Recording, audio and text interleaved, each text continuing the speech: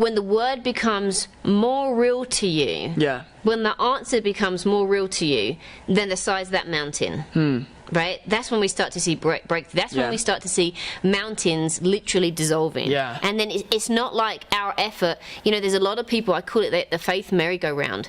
They get stuck on this faith merry-go-round to where they're just trying to do anything to get healed or anything to get prosperous or whatever their problem is. Yeah. But then in that doing, faith quickly becomes a work of the flesh. And you said something really significant earlier. You said that there is a pace of grace. Yeah. And I feel like there are people watching, Josh, that have tried everything. Maybe you feel like a little bit like this woman with the issue of blood. Yeah. You've literally tried everything. You don't have any money left. You've tried everything in your own efforts, and there's a part of you that it's hopeless. It just feels like you're completely stuck. And if somebody's been sick for a long time, they feel like they've tried everything. Maybe they even feel like, Josh, that they've tried faith, and it's just they're so broken, like that they feel like their faith is broken, like it's not working. How can we encourage ourselves to get back up again, to start believing God when we feel like we've been so down and so beaten, you know, and all we've heard is the negative reports? How can we turn that switch of faith back on the inside of us? What have you found that works in, you know, you've lived some of these things, right? Yeah. I mean, I've lived in the highs, but I've also lived in, like, before I knew I had like much knowledge about like, you know, like what they call the mountains and the valleys, and you know, like you don't have to go through a dry season.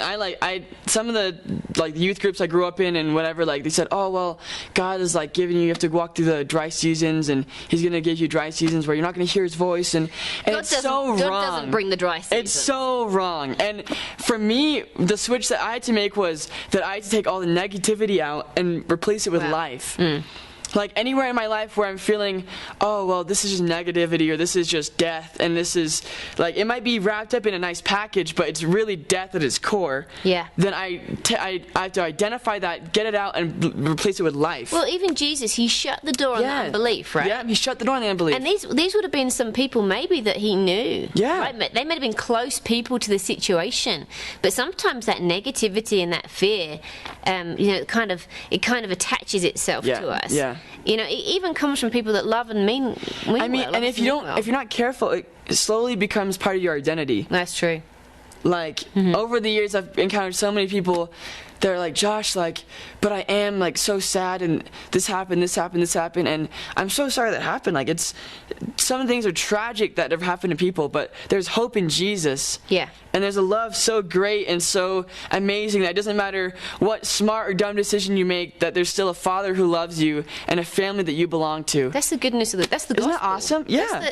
That's the truth of the gospel. You know, it says in John that it's the truth that will set us free. Yeah, the truth. But some people are so familiar with bondage, more so than they are familiar with truth, that they wonder why they hear some truth but it's not setting them free. It's because of what you're identifying with the most. Well, I love that it says the truth will set you free, but I think it's referring back to John 15? It says, I am the way, the truth, and the life. The truth, or Jesus, will set you free. Not just, oh, I hear some truth here and hear some... No. It's talking about the truth, a.k.a. Jesus.